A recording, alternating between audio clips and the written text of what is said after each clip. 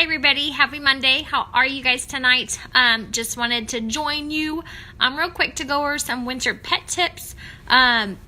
It was really cold and nasty outside. There's snow, there's ice, there's salt on the ground to help melt the ice. But just wanted to give you just a few tips. There's lots of tips that can be helpful for winter, but just wanted to give you just a few pertinent tips for tonight and today and coming into the winter season. So, the winter, as it gets cold, can be really hard on our pets. Hypothermia, when the body is too cold, can be very damaging to the heart, to the brain, to the kidneys, when they are too cold for too long. And so, as we're going into this winter season, we really recommend that you keep your pets inside. And so I always know that there's this question, well, some people believe that pets can live outside, and that is true. But if you want our recommendations, we recommend that you keep your pets inside at least through the night hours where it tends to drop in temperature the most. So for indoor pets, dogs should really only be let outside to relieve themselves, and then they should come right back in. Cats, I believe, should be kept indoors all the time during these winter months, okay? If you do have an outside dog and they have to stay outside, make sure that you have good protection for them from the wind.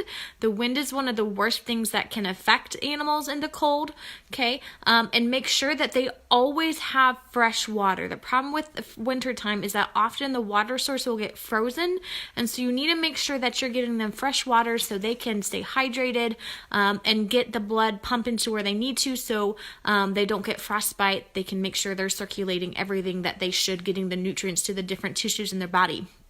Number two, besides addressing, where they're living and their conditions, is when you take your pet to go outside, when you take your dog to go outside, or if you have an outside dog, you need to be really diligent about removing any ice or salt or caked mud that gets stuck in their paws, in their coat immediately, because that can be damaging to them. That can cause, ice and that salt can corrode their skin and their paw pads and can make painful sores. They can develop frostbite, and with the mud, they can end up getting infected wounds. So you want to make sure that you remove the ice, the salt, and the caked mud from their paws and coats just immediately as soon as you can when you get inside. One thing you can do to try to help protect their paws, because you are going to be taking them outside to go to the bathroom or to go on just very, very short walks. They're going to have salt and there's other chemicals that help keep the sidewalks and the roads from freezing over and icing. And so that can be very damaging to the paws. So two things you can do. Either you can buy doggy shoes for them, which are super cute and make great selfies, or you can actually put Vaseline on their paws, and that kind of protects them. Make sure when you come inside to wipe that off, though, because we don't want them ingesting any of that. But that will kind of keep their paws protected while they're out on their walk and around the salt and everything. The other final thing I want to address is make sure that your dog's bed, if they are an inside dog, or even if they're outside dog and staying in the garage or in the basement or whatever, make sure that their dog's bed's not on the floor where there's a lot of draft or cold air coming through the house. You want to make sure that they're put them in a place where it's nice and warm to keep them protected. You can put extra blankets out there to help keep them warm. I found that a lot of dogs will still, even if you provide them a warm place, will still try to sleep on the tile that is cold, but making sure that you have that available to them. When it's real cold, we talked about the doggy boots, but even you can get them on Amazon, guys. You can get them vests, you can get them jackets, and yes, some people may think it's silly to put a jacket on your dog or your cat or anything like that, but these guys can get cold very quickly, and they can have damaging effects.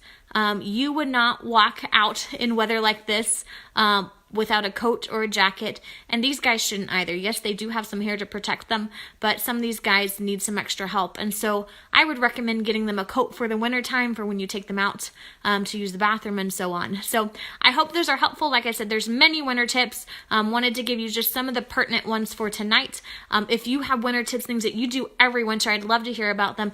Go ahead and drop them below, comment below so I know. And thanks for watching, guys. I hope you have a very warm rest of the Monday night. Chat with you later.